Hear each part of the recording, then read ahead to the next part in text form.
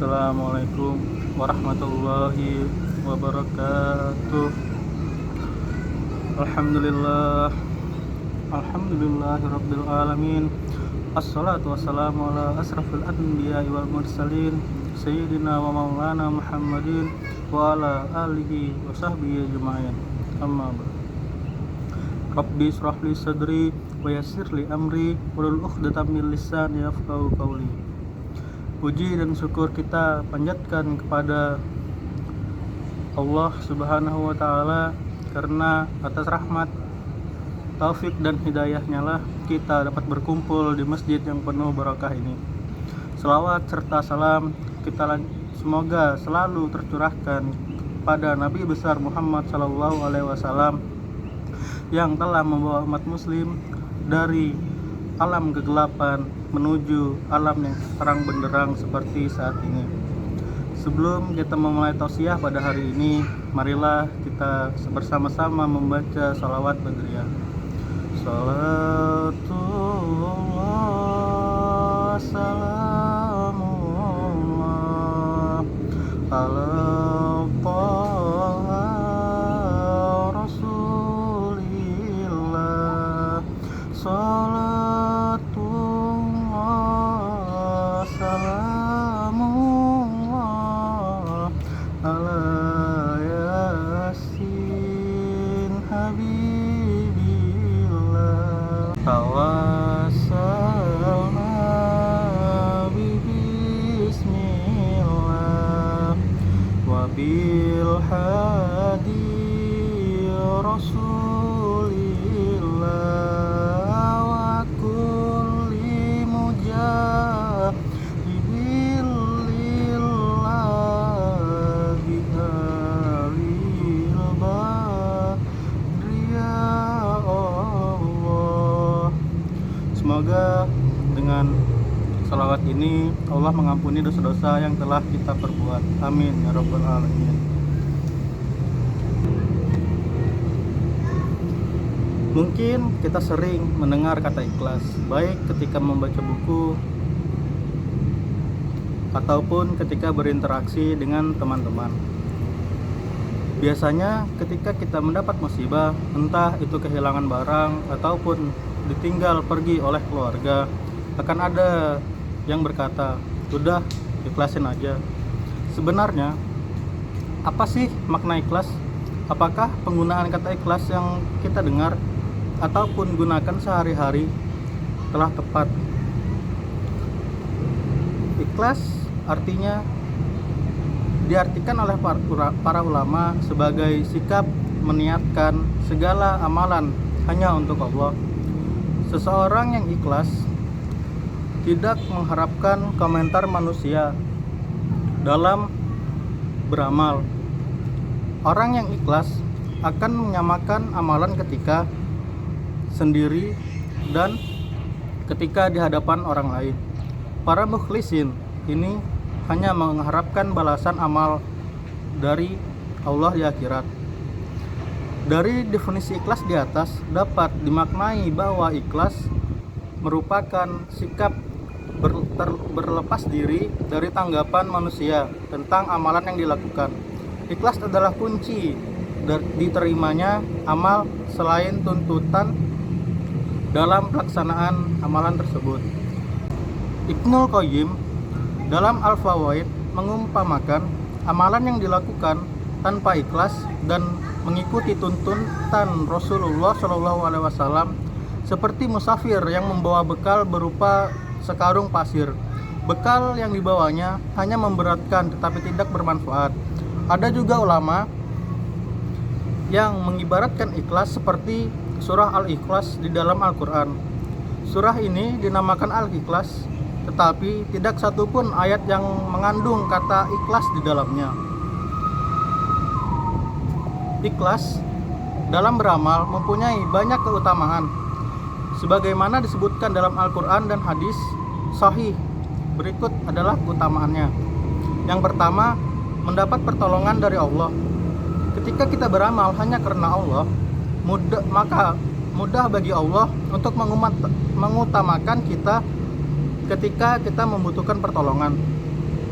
sesuai dengan surah Al-Fatihah ayat 5 yang berbunyi Bismillahirrahmanirrahim, Iyyaka na'budu wa iyyaka nasta'in, yang artinya hanya kepadamulah kami menyembah dan hanya kepadamulah kami memohon pertolongan. Surah ini menegaskan kepada kita bahwa ketika kita menyembah hanya kepada Allah, maka Allah pula lah yang akan menolong kita secara langsung. Begitu pula sebaliknya, ketika kita menduakan Allah dalam ibadah kita, maka sesungguhnya Allah tidak menolong kita. Maka dalam surah lain, yaitu surah Shad ayat 82 dan 83, disebutkan bahwa Allah akan menolong orang yang ikhlas dari upaya penyesatan oleh iblis. Seperti kita ketahui, iblis adalah musuh bebuyutan manusia. Iblis bersama keturunannya dan anak buahnya tidak akan berhenti berupaya untuk menyesatkan kita. Bahkan upaya penyesatannya telah berlangsung ribuan tahun dengan pola yang semakin canggih. Mustahil bagi seseorang untuk menyelamatkan diri dari makarnya iblis. Hanya pertolongan Allah lah yang bisa menyelamatkan kita. Oleh sebab itu, marilah kita benahi amal ibadah kita sehingga kita beramal hanya kepada Allah semata. Yang kedua, mendapatkan petunjuk dari Allah. Ada doa terkait petunjuk Allah yang selalu kita ulang-ulang setiap hari. Doa ini tercantum di dalam surah Al-Fatihah ayat 6 yang berbunyi Bismillahirrahmanirrahim, ihdinas siratal mustaqim, yang artinya tunjukilah kami jalan yang lurus. Doa ini tak berhenti sampai di situ, namun dilanjutkan di ayat berikutnya yang menjabarkan seperti apakah jalan yang lurus itu. Setelah itu kita pun mengaminkan doa tersebut. Yang kita perlu ketahui bahwa doa ini terkait dengan ayat sebelumnya, yaitu Al-Fatihah ayat 5. Seperti yang sudah ditulis di poin sebelumnya, bahwa hanya orang-orang ikhlaslah yang akan mendapatkan petunjuk dari Allah. Jika kita menyekutukan Allah dan menjadikannya ibadah kita selain karena Allah, maka petunjuk Allah akan menjauhi kita. Selain itu, bagi orang yang ikhlas, Allah akan menambahkan petunjuknya. Disebutkan dalam surah Al-Kahfi ayat 13. Misalnya, jika hari ini kita hanya diberikan petunjuk untuk rajin sholat duha, maka dengan ikhlas bisa jadi Allah akan menunjukkan jalan rutin untuk sholat tahajud. Yang ketiga, mendapat perlindungan Allah. Selain pertolongan dan petunjuk Allah, juga akan memberikan perlindungan kepada orang yang ikhlas. Perlindungan di dunia dari segala mara bahaya dan juga perlindungan dari akhirat, yaitu dari azab kubur, hari ditimbangnya amal dan neraka. Orang yang bersedekah dengan ikhlas juga termasuk dalam 7 golongan orang yang akan mendapat perlindungan Allah pada hari kiamat. Hal ini diterangkan dalam hadis Bukhari dan Muslim.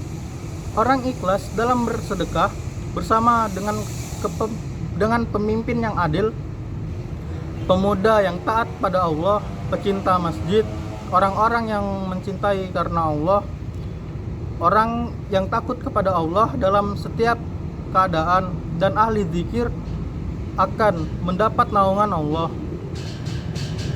Yang keempat adalah dilimpahkan ketenangan hati. Orang yang dalam setiap perbuatannya dilandasi rasa ikhlas tentu akan selalu mengingat Allah di setiap keadaan. Ketika hendak makan, ia mengingat Allah dan kemudian membaca bismillah. Ketika hendak tidur, ia pasrahkan hidup dan matinya kepada Allah. Begitupun ketika hendak bekerja, ia paham bahwa Allah selalu mengawasi setiap geraknya. Ikhlas akan menyebabkan seseorang merasa diawasi oleh Allah setiap saat, atau istilahnya takarrub ilallah.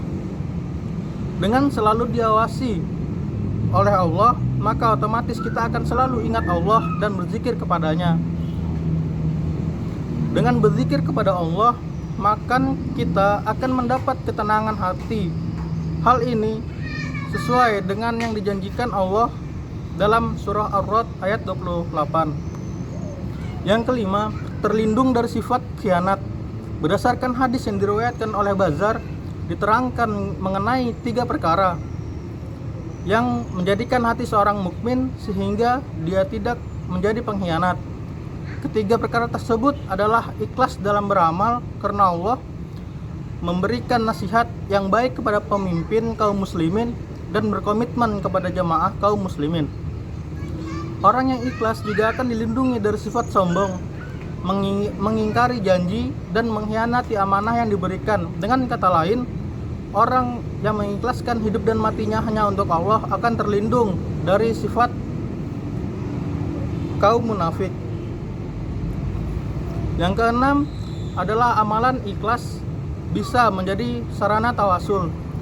Tawasul artinya memohon pertolongan kepada Allah dengan perantara yang diperbolehkannya.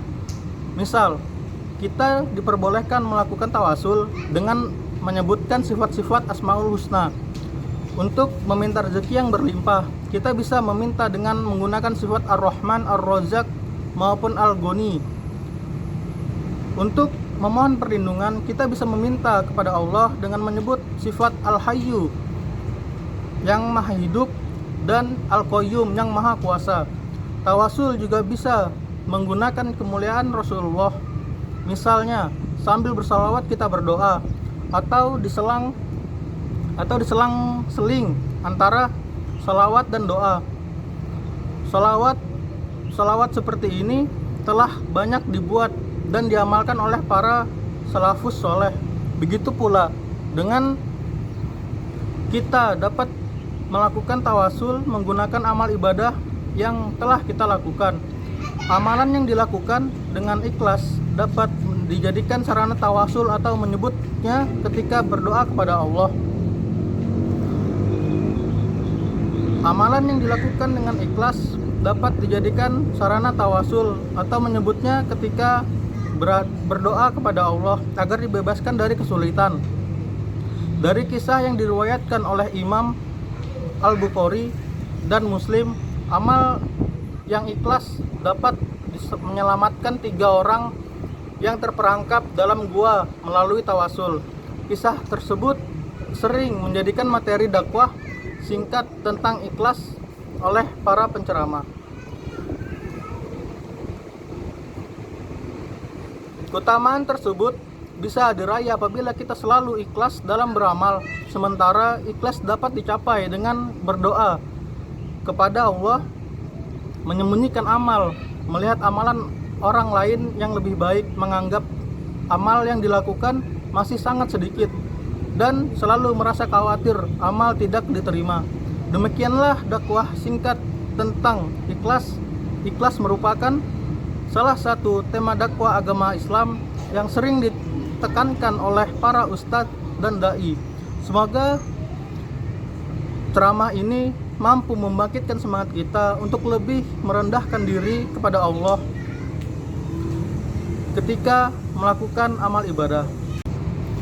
Sebuah awal pasti ada akhirnya. Itulah kenyataan dari dunia yang fana ini. Begitu juga dalam tausiah yang saya sampaikan. Semoga dapat memberikan manfaat bagi kita semua. Bunga mekar di perbukitan, sawah luas di pedesaan. Terima kasih atas perhatian. Mohon maaf untuk kesalahan. Akhirul kalam, wallahul muwaffiq ila aqwamit thoriq. Assalamualaikum warahmatullahi wabarakatuh.